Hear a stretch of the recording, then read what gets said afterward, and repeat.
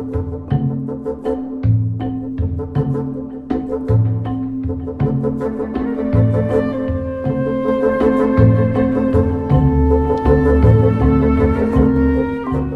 début, je faisais des maths. Voilà, passionnant. Non, mais je faisais des maths et puis je me suis dit que déjà il n'y avait pas de boulot dans les maths. Je me suis dit tant qu'être au chômage, autant être au chômage dans un truc qui me plaît. Donc, comme le seul truc qui me plaisait c'était le cinéma, je me suis dit que j'allais faire du cinéma, mais je n'avais pas une idée précise que ce serait assistant réalisateur. L'idée déjà c'était de travailler dans le cinéma, c'est-à-dire de pouvoir gagner ma vie avec ça. Non, j'ai fait une fac de cinéma après. Donc j'ai arrêté les maths, j'ai fait une fac de cinéma. Contrairement à ce que pas mal de gens disaient à Paris, que c'était chiant, que c'était pas intéressant et tout, moi j'ai trouvé ça assez génial parce qu'il y avait toute une partie de cette éducation, culture que je n'avais pas. Il y a plein d'auteurs que j'ai découverts, des peintures que je connaissais pas, évidemment des films que je connaissais pas. Donc, en tout cas en termes de culture générale et d'ouverture d'horizon, il y a vraiment beaucoup de choses que moi je dois à la fac. Je suis pas resté très longtemps et je suis pas allé beaucoup en cours, mais il y avait une vidéothèque démente et il y avait il y avait plein de choses accessibles, quoi. Après j'ai essayé de passer les concours de Lumière et Fémis que j'ai eu ni l'un ni l'autre. Et donc je me suis dit qu'il fallait que je bosse. Donc je me suis mis à bosser comme je pouvais. C'est au début la seule personne que je connaissais, c'était la mère d'un copain qui faisait des décors, donc j'ai fait Reaper, quoi. Et voilà, puis après j'ai fait stagiaire régie, puis après j'ai fait régisseur adjoint, puis après j'ai fait renfort machinot, puis après j'ai fait assistant caméra, et puis après voilà, et j'ai fini par réussir à faire stagiaire mise en scène pas très longtemps, puis deuxième assistant pas très longtemps, et puis premier assistant.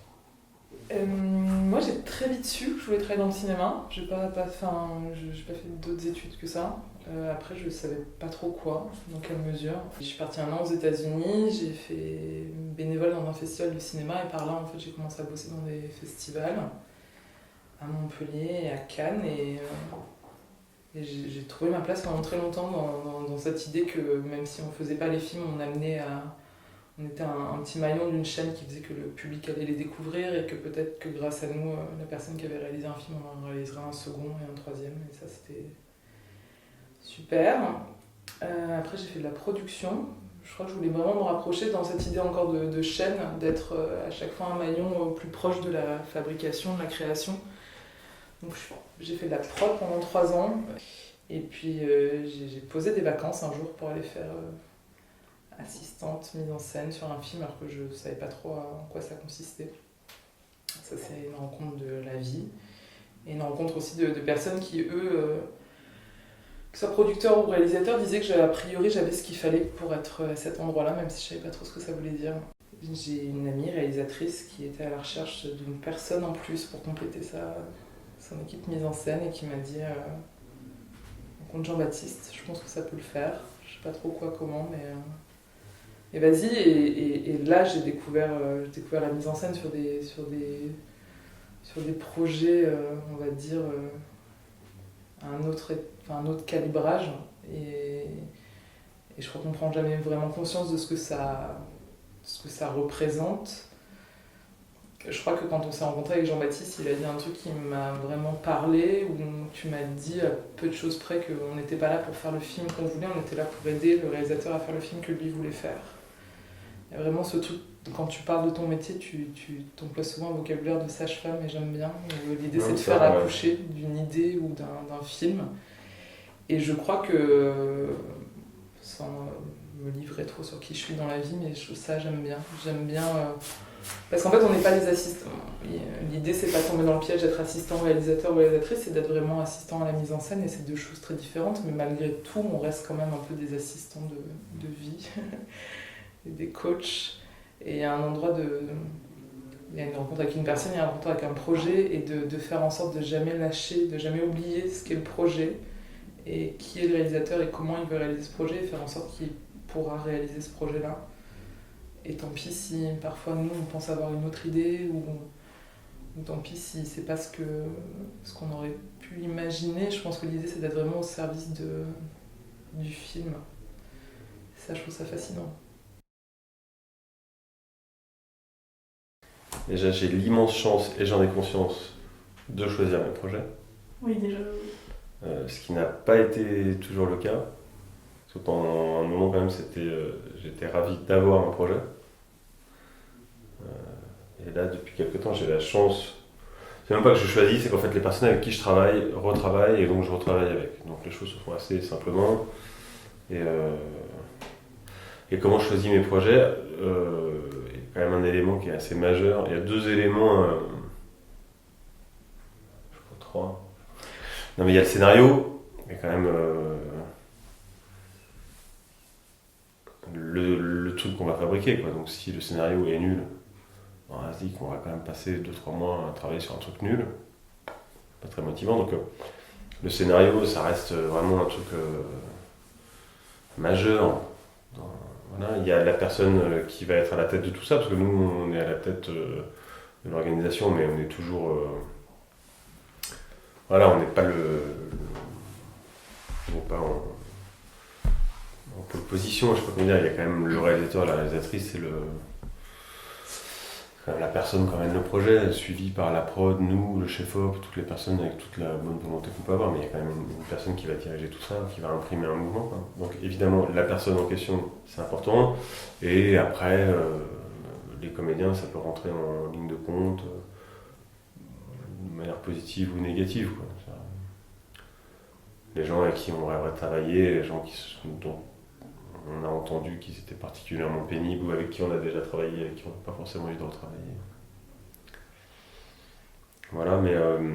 J'ai l'impression que ce que tu m'as dit, qui ont pu motiver des choix antérieurs aussi, c'est que tu as l'endroit de ta collaboration, toi, avec le réalisateur. C'est pas juste qui va réaliser le film ou quelle est sa sensibilité, c'est comment il l'envisage son rapport à la mise en scène et à son équipe mise en scène. Donc ça peut un peu... Ouais, c'est vrai. C'est vrai, la place qu'il nous laisse, la confiance qu'il a voilà, dans une équipe, c'est important pour nous, enfin maintenant en tout cas, de se dire si on a le choix entre bosser avec quelqu'un d'un peu lambda et bosser avec quelqu'un qui, sachant ce qu'on a dit avant sur le fait de bien faire la différence entre le film que moi j'ai envie de faire et le film que le réalisateur a envie de faire, et que on est là pour faire le sien, une fois qu'on a mis ça au clair, d'avoir quelqu'un qui laisse la place et qui n'a pas peur que nous on en prenne pour l'aider, l'accompagner, essayer d'amener le film un peu plus haut que ce que ça pourrait être. Ouais, c'est important ça, bosser pour des gens qui se sentent en danger, qui sont flippés, qui sont... C'est pas... on perd un peu de temps, quoi. Enfin, c'est pas très intéressant. Moi je suis passée d'un extrême à l'autre en fait, entre ce cours dont je vous ai parlé et Planétarium. C'était un film qu'une prod a fait un peu en fond propre. On est parti avec une région, on était 5. On est à la fois assistant réa, à la fois coiffeur, maquilleur, costumier, assistant prod, machin. Enfin, mais le rapport en tout cas à l'artistique, à ce qu'on fait du film, non, il change pas, j'espère, en tout cas. C'est juste sur des questions de confort et sur un endroit de disponibilité intellectuelle où on prend forcément d'autres choses en compte, où on pense peut-être un peu plus à l'argent, mais à la fois quand les films coûtent cher, on y pense aussi beaucoup parce qu'il y a une pression qui nous est rappelée par chaque chef de poste, ou même que le réalisateur ressent de façon très très forte, qui est le film coûte tant, on peut pas se permettre de faire quelque chose pas bien, donc je sais pas si finalement on n'est pas plus libre quand il n'y a pas d'argent, c'est peut-être une... Oui, si, franchement, si, c'est pas fou. Mais en plus, nous, on est à un endroit un peu particulier qui est des films qui ont un peu d'argent, mais qui sont pas des films commerciaux.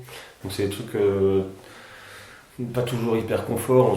Alors, on sait jamais si un film il va marcher ou pas, mais il y a une sorte d'incertitude.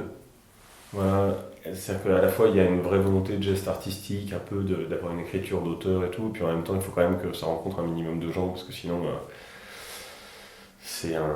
c'est difficile. Je crois que ce soit pour Pierre ou Rebecca, il y avait un peu la conscience d'avoir plus d'argent que d'habitude par rapport à cette certaine catégorie de cinéma français, où on est typique dans ce que Ferrand, il y a très longtemps, a appelé le film du milieu, où du coup on n'est pas sur le film chant contre chant, cuisine, drame familial, et on n'est pas non plus dans Taxi ou dans des choses qui ont vraiment vocation à rencontrer un public très large. Et donc on a un budget qui est plus important, enfin, dont une grande partie du cinéma français va pouvoir nous envier, parce qu'on a plus que juste justement ces petits films-là. Et en même temps, par rapport à l'ambition du film, par rapport au fait que ça soit un film d'époque, ou là, avec les scènes d'action qu'on avait à faire sur le film de Pierre ou autre, on n'est pas large. Enfin, je veux dire, on a quand même pas beaucoup d'argent par rapport à ce qu'on est en train de faire. Et donc, je pense que les réalisateurs, eux, tout le monde leur fait, que ce soit les partenaires financiers régulièrement leur rappellent, ou leurs amis réalisateurs leur rappellent que quand même, ils ont beaucoup d'argent pour faire ce film. Alors que non, ils ont plus d'argent que d'habitude, mais pour faire ce film-là, ils en ont pas beaucoup, en fait. C'est genre, tout a été financé... en général au plus tiré, et eux ça les met dans une situation où soudain ils se mettent à parler d'entrée de salle et il faudra pas se louper, et c'est important de faire des... Enfin, je sais pas s'ils y pensent, quand Rebecca fait Belle Épine, je suis pas sûre qu'elle pense au nombre d'entrées qu'elle va faire en salle, par exemple. Oui, il y a quelque chose qui libère quand il n'y a pas beaucoup d'argent, c'est que si le film fait 20 000 entrées, c'est bon, quoi. Pour revenir à la question sur le travail d'assistant, c'est qu'il y a un moment... En effet, je pense qu'il y a un moment où à notre poste, on est impliqué dans le budget, assez rapidement évidemment, mais je dirais à un moment où on a une implication de plus en plus grande, on va dire, dans le budget, c'est-à-dire dans la balance entre les choix artistiques et des choix qu'on dirait plus de production, on va dire. On est intégré de plus en plus dans ces décisions d'équilibrage financier, quoi. Ça, c'est une chose. Dans la pensée qu'on a du film, c'est-à-dire que je sais pas comment les autres font, mais que moi j'ai l'impression qu'il est nécessaire d'avoir une pensée du film pour décider, pour en tout cas aider à débattre de où va être distribué l'argent, comment, sachant qu'il n'y en a pas pour en mettre partout. Voilà, d'aider à faire des arbitrages. Et l'autre chose, très concrètement, je crois qu'il y a une part où il y a des questions d'inertie, quoi. Quand Anaïs elle part à 5 avec les comédiens tourner, s'il y a un changement de décor, de scène, de dialogue, il y a quelque chose qui se fait dans le plaisir, ah ouais, super bonne idée et tout. Quand tout d'un coup il y a du monde, les films ne sont pas plus gros parce qu'ils sont plus gros comme ça, ils sont plus gros parce que tout d'un coup il y a une cascade, que pour faire cette cascade on a décidé qu'il y avait 8 bagnoles, il y a 8 bagnoles donc il y a 8 chauffeurs, donc il y a 8 bagnoles qui ont été choisies, donc il y a une régie qui les a cherchées, donc on avait un décor où on peut faire la cascade, donc on a des autorisations pour ce jour-là, donc on a bloqué le port, donc on a engagé 15 stagiaires pour bloquer les rues, donc c'est pour ça que le film est plus gros, c'est pas parce qu'il y a plus d'argent, hein. C'est que concrètement, il y a plein d'endroits où c'est plus gros, où les chaînes sont plus longues, où les gens qui sont embauchés sont plus nombreux, etc. Et ça crée une inertie qui est assez énorme, et du coup, ça demande une rigueur, oui, forcément, qui est pas la même. Faut avoir conscience qu'on peut pas changer d'avis comme ça, que les décisions qu'on a prises tel jour, elles sont valables sur un mois, que bloquer un port comme on a fait là, on peut pas le bloquer le lendemain. On a dérouté des gens sur telle journée, on les a informés suffisamment longtemps à l'avance. S'il pleut, il pleut. Voilà, que sur un film plus petit, s'il pleut, bon, on revient demain, c'est pas grave. Il y a ça, cette chaîne-là, il faut s'assurer que l'information elle arrive jusqu'au bout, que souvent l'information en route, c'est le téléphone arabe, quoi. Ah, mais on tourne pas telle séquence aujourd'hui, etc. Et on se dit, mais d'où vient cette info qui n'a jamais été dite, donc c'est juste que ça se transforme. Ah, mais j'ai entendu dire que. Bon, c'est comment faire en sorte que du début jusqu'à la fin, les gens aient entendu la même chose et qu'on soit tous d'accord. Donc quand il y a 3 personnes, c'est facile. Quand il y en a 150, c'est pas la même manière de parler, quoi. Ça devient excitant quand t'as 20 personnes de plus que d'habitude et que tout le monde marche dans la même direction. Il y a un peu un truc chef d'orchestre qui fait que t'y penses pas en ces termes, mais quand on a fait l'extérieur marathon, quand t'as une journée comme ça, où t'as des cascades et où t'as l'impression que t'es battu par le temps, et que quand même tu rentres ta journée et tu finis en avance sur un plan sublime et que la lumière est là, J'étais jamais aussi heureux. Non, mais tu vois, il y a quand même un truc il y a jouissif, quoi. oui, réussir une journée, si, ça c'est vrai. Réussir une journée comme ça qui est lourde, quoi. Où il y a beaucoup d'intervenants, où on court après toute la journée, parce qu'on tourne dehors, que c'est en hiver, donc il y a pas de. C'est très court, quoi. Euh, et que ça marche à peu près, et petits trucs qu'on laisse sur le côté comme ça, parce qu'on peut pas tout faire, mais que grosso modo. On arrive à faire une journée avec un mec qui saute du 7e étage, qui traverse une voiture, des cascades, un autre qui passe à travers une vitre, une grue sur un toit, des machins, qui avait 4 caméras, qu'au final les plans ont été tournés et que ça va et qu'on a entre guillemets réussi, quoi. Ouais, je pense qu'il y a aussi une dose d'adrénaline qu'on n'a peut-être pas sur des projets plus petits. Concrètement, en dehors de ce qui est sympa, pas sympa, il y a aussi le nombre de corps de métier à qui on a affaire qui change. Et ça, pour le boulot, c'est quelque chose d'assez particulier. Tout d'un coup, quand de parler à une personne qui ne doit pas oublier de ramener quelque chose ou à qui on donne un horaire, et le fait de parler à plusieurs corps de métier qui doivent entre eux faire en sorte qu'une action fonctionne sur une cascade ou un impact, ou je sais pas d'exemple en tête, mais où on doit mélanger et des effets spéciaux directs, et la post-production, et les costumes qui doivent préparer un truc, et la déco qui doit aménager un. Voilà, tout d'un coup, ça devient. Là, le métier change, c'est vrai que c'est pas tout à fait le même. C'est-à-dire qu'on est obligé de faire des sortes de petites tables rondes pour évoquer certains problèmes, et voilà, ça devient des sortes de mini-réflexion. Alors, je ne sais pas exactement quel est notre poste là-dedans. Déjà, le minimum, c'est de provoquer cette réunion et de faire en sorte d'essayer d'avoir une réponse à la fin de la réunion, de se dire bon, bah, on va fonctionner comme ça. Après, j'ai l'impression qu'on a quand même une responsabilité d'avoir choisi une solution qui fonctionne. Ça fait partie de notre cahier des charges. Je pense que c'est pas vraiment une question de star ou pas star. Le truc un peu cliché, mais qui est pas faux, c'est que plus les gens sont connus et bons, moins ils sont chiants. Je pense que ça dépend vraiment des gens, quoi. C'est plus un truc d'être humain. Il y a des gens qui sont chouettes et simples, il y a des gens qui sont plus compliqués et qui ont besoin de plus de marques, de déférence, attention, je sais pas quoi, qui font un peu plus de cinoche dans le mauvais sens du terme, quoi. Je crois que c'est pas une question de. On ne dira pas citer ni de nom ni d'anecdote, non, je sais pas, mais. Un petit peu envie d'en citer. Mais, non, mais par exemple, moi j'ai l'impression que je suis arrivée sur Planétarium, c'était aussi pour ça, c'était parce qu'on avait un casting. Ouais. Mais pas. Alors il y avait des grands noms, mais il y avait aussi des gens qui débutaient au cinéma et des gens qui revenaient au cinéma après longtemps. Et toi, tu avais identifié le fait qu'il fallait en tout cas qu'il y ait une attention particulière qui soit portée à ça, et que même si pendant la prépa, pendant tous les échanges qu'il y avait eu avec les comédiens, les agents, tout était très fluide, il y a aussi un endroit où quand on sait que même si c'était un film à 10 gros budgets, c'était pas si gros que ça. Ouais, c'est pas un gros budget, hein, Planétarium. Voilà, par rapport à ce qu'est le film, ouais, grosso modo, c'est un film à 7 millions, quelque chose comme ça.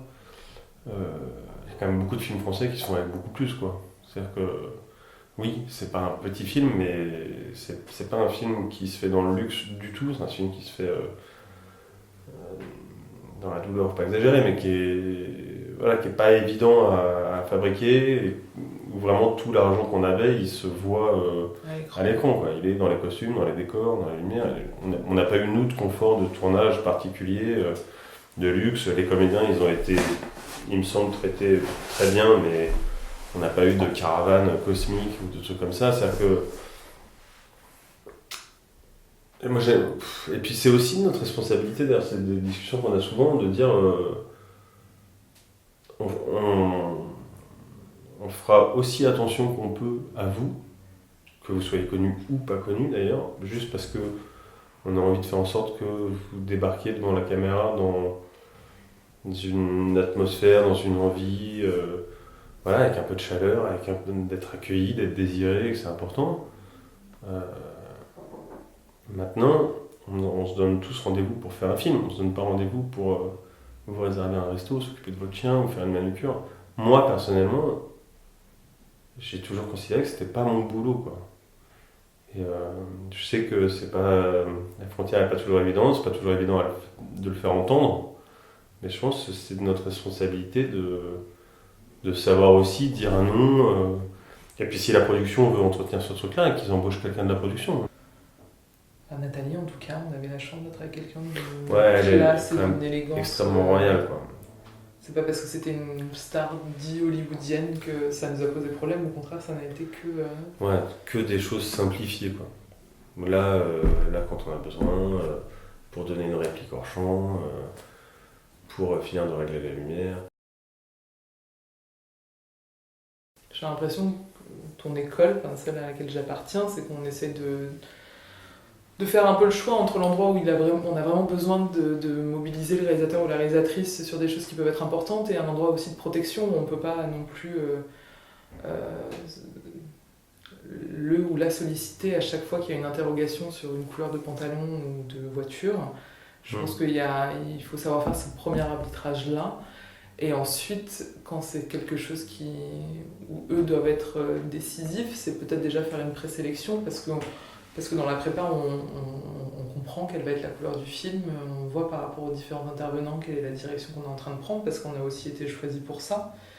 Mais l'idée, c'est qu'on peut travailler avec des gens qui vont vouloir entendre notre avis et d'autres qui vont vouloir juste qu'on les aide à choisir au mieux, quoi. Et parfois, les deux peuvent fonctionner ensemble et parfois, c'est l'un sans l'autre. Mais j'ai l'impression que moi, je t'ai jamais vu faire de putsch sur quelque chose, on n'est pas là pour ça. Mais ouais, c'est exactement ça, c'est ce dont on parlait tout à l'heure. Je pense qu'il y a vraiment un truc qu'il faut bien comprendre. Bon, je sais pas, c'est ma vision de ce boulot, hein, mais parce que je pense qu'en plus ça rend malheureux tout le monde. C'est-à-dire, je pense que on fait un film, si on ne sait pas exprimer entre guillemets artistiquement, c'est pas très grave. Si on veut s'exprimer artistiquement, faut écrire, faut prendre son appareil photo, sortir. Il y a 1000 choses à faire. Voilà, il y a 1000 endroits où créer. Si on a besoin d'avoir de la place pour s'exprimer soi, et ce que je fais, par exemple. Mais quand je fais assistant réalisateur, c'est pas que je tais ce côté-là, je le tais jamais, c'est moi, ça fait partie de moi, mais c'est pas vraiment ce dont il s'agit à ce moment-là. C'est que là, je vais être en face de quelqu'un qui est en train d'essayer de faire un film. Mon boulot, c'est de l'organiser, de l'aider à le faire, comme dit Anaïs. Oui, en effet, d'accoucher de projet, là, d'essayer de faire sortir le truc, que ça se passe bien, et que ce soit le truc qui était le sien, et qui va devenir le nôtre, parce qu'on a tous été autour le jour de l'accouchement. Mais la question, ça va pas être de est-ce que j'ai réussi à m'exprimer dans ce film. Je crois que là, il y a une petite boulette à laquelle il faut faire assez attention. Parce que je pense que c'est un moment où on est malheureux parce qu'on l'a pas fait et qu'on se dit mais moi et mon avis il disparaît où, etc. Alors qu'il y a un malentendu au départ, quoi. Que le réalisateur il va se dire mais c'est moi qui réalise le film. Donc en plus ça... Voilà, donc je crois qu'il y a quelque chose là qui se dérègle assez rapidement. Il ne s'agit pas de ça, quoi. En revanche, comprendre comme on peut la personne avec qui on travaille, essayer de savoir quel est son truc, qu'est-ce qui lui plaît, c'est là où on en revient à l'objet, c'est-à-dire quel est l'objet qu'on essaie de fabriquer.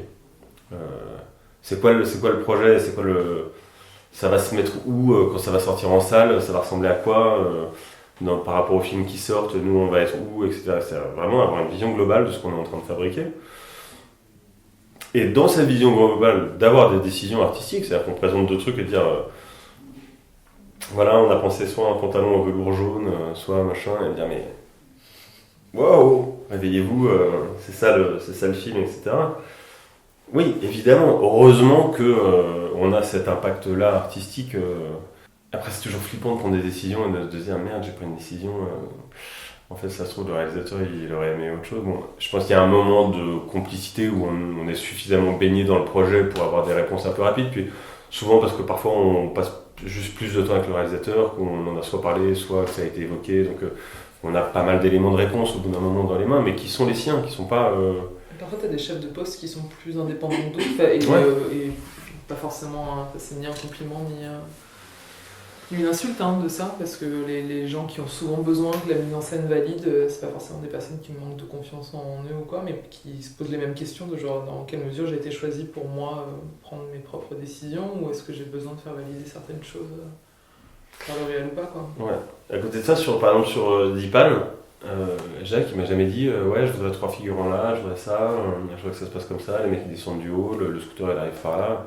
Jamais rien dit là-dessus.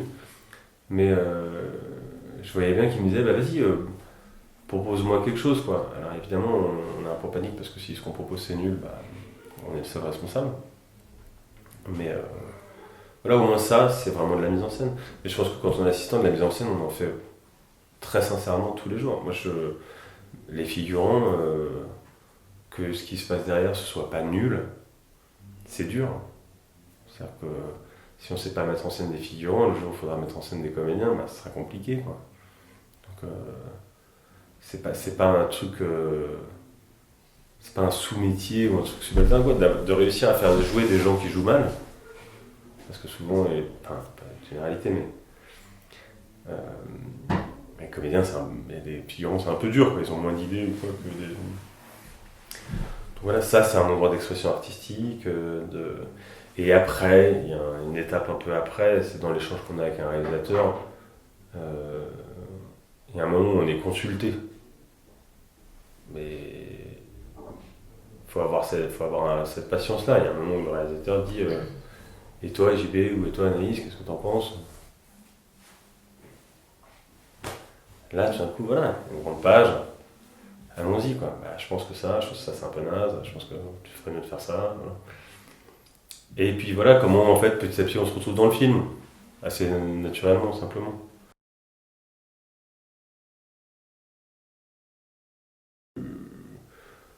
Si je peux pas vraiment moi en parler parce que c'est ce que je dis aux gens avec qui si je devais commencer à travailler avec quelqu'un, je sais pas très bien ce que je lui demanderais de faire. C'est-à-dire qu'il y a quelque chose qui s'organise tellement, j'ai l'impression, sans moi. Euh, Genre, j'ai conscience de tout le travail qui est fait. Je vois tout ce que j'ai pas fait et qui advient, qui a priori c'est ce qu'ils ont fait. Donc, mais j'ai l'impression qu'il y a un moment, j'ai dit voilà, il faudrait qu'on travaille comme ça, qu'on fasse comme ci, comme ça et tout, et puis que entre Elvire, Mickaël, Anaïs, les choses se sont un peu transmises de c'est comme ça qu'on organise le travail et tout, et que je n'y mets pas le nez du tout. Je mets le nez un peu sur le résultat, quoi. Et parfois un peu trop tard d'ailleurs. Faut être vif, quoi. Faut être un peu sharp, un peu rapide, un peu. Voilà, il faut que ça aille vite dans la tête. Et ça permet de s'adapter à 1000 trucs. C'est juste que quand on explique un truc, on ne le dit pas 400 fois, que on est tous en train de vivre une situation, on se regarde, on fait ouais, donc t'as compris ce que t'avais à faire, moi je vais aller faire ce que j'ai à faire, toi tu rappelles machin, moi je fais ci. Si à chaque fois on se fait une espèce de contre-réunion pour dire alors on va s'organiser comme ça, on va dans le mur. C'est-à-dire que. Et quand je dis être drôle, c'est que oui, en fait, je pense aussi que c'est important que ces moments d'ultra stress, speed, angoisse et tout soient gérés avec un petit peu de douceur et d'humour et de se dire on est en train d'appeler Reynaldo pour qu'il aille faire du cheval, machin, on n'est pas en train de. Sauver des vies. Ouais, voilà, bon, même si on va faire tout ce qu'on peut jusqu'à ce soir ou plus tard pour que ça se passe, au final, si ça se passe pas, ce sera un problème, mais ça reste un problème de tournage de cinéma. Donc,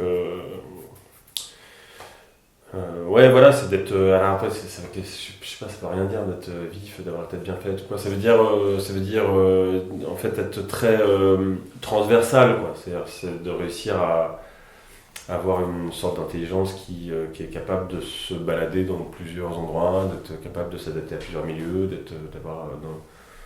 savoir piocher un peu partout, d'être jamais complètement perdu ou déraciné, et puis si on l'est, d'avoir cette espèce d'élégance de faire comme si on ne l'était pas et que ça se voit pas. Et puis après, il y a un truc de rigueur. J'ai l'impression que c'est vraiment des qualités d'entretien d'embauche d'entreprise lambda de chez AXA ou je sais pas quoi, mais c'est pareil.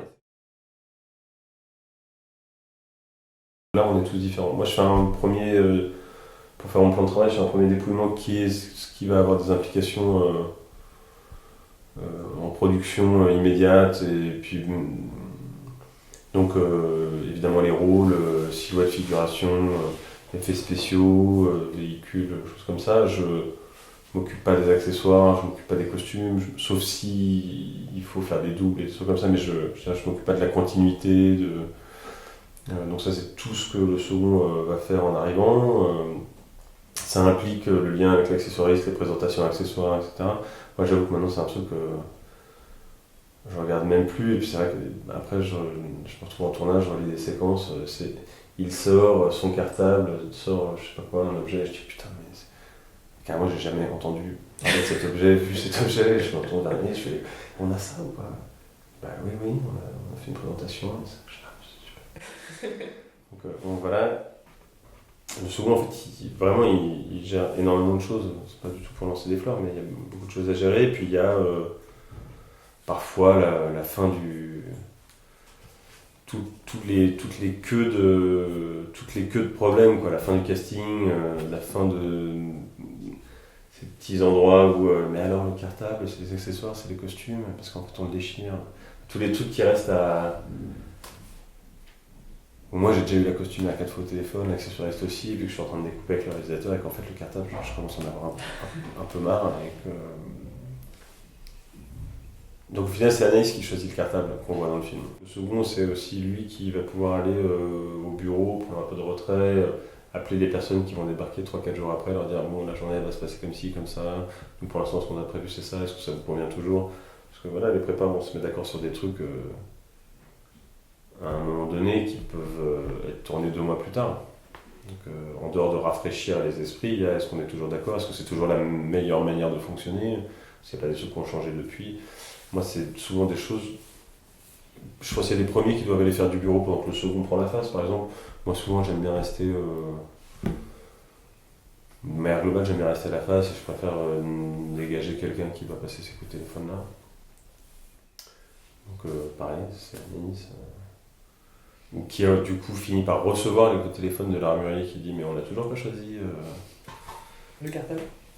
Le cartable. Oups. Voilà. Et après sur le plateau, et c'est là où il y avait un binôme intéressant, parce que j'avais plus l'habitude de travailler sur le plateau avec Michael, qui était l'autre second, qui est un peu... ouais, qui est une sorte d'extension. On est un peu une sorte de double personne, quoi, Moi, je peux pas être avec le réalisateur, à côté de la caméra, et au départ avec les comédiens. Il faut toujours qu'il y ait quelqu'un au départ avec les comédiens pour lancer l'action, le départ, le machin, ou quelqu'un pour bloquer une porte. Physiquement, il y a toujours besoin de quelqu'un là à 15 mètres quelque part, quoi, sur un plateau. Donc, c'est rare que les troisièmes aient l'expérience immédiate de où se mettre, où se placer, et d'être des vrais aides à la fabrication d'un plan, et souvent les seconds ils ont beaucoup plus ça d'avoir déjà un peu mis en place, de voir où est la caméra, si la caméra elle est là, de toute façon on va pas filmer derrière. Donc, c'est même quand ils n'ont pas des infos, de commencer à pré-mâcher un peu le plan qu'on va être en train de fabriquer, de réunir l'équipe, de les concentrer sur ce qui risque d'arriver. C'est-à-dire que moi, quand tout d'un coup j'ai eu cette petite discussion avec le réalisateur chef-op, on repart pas de zéro, quoi. Le second, c'est aussi celui qui maintient un petit peu le plateau dans la bonne direction, dans ce qui risque d'arriver, quoi.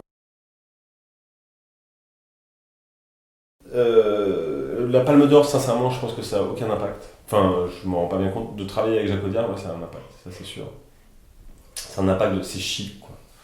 Les gens trouvent ça chic. Dire, ah putain, ouais. Puis c'est un nom que les gens connaissent. Mais même mon père, hein. C'est exactement ça.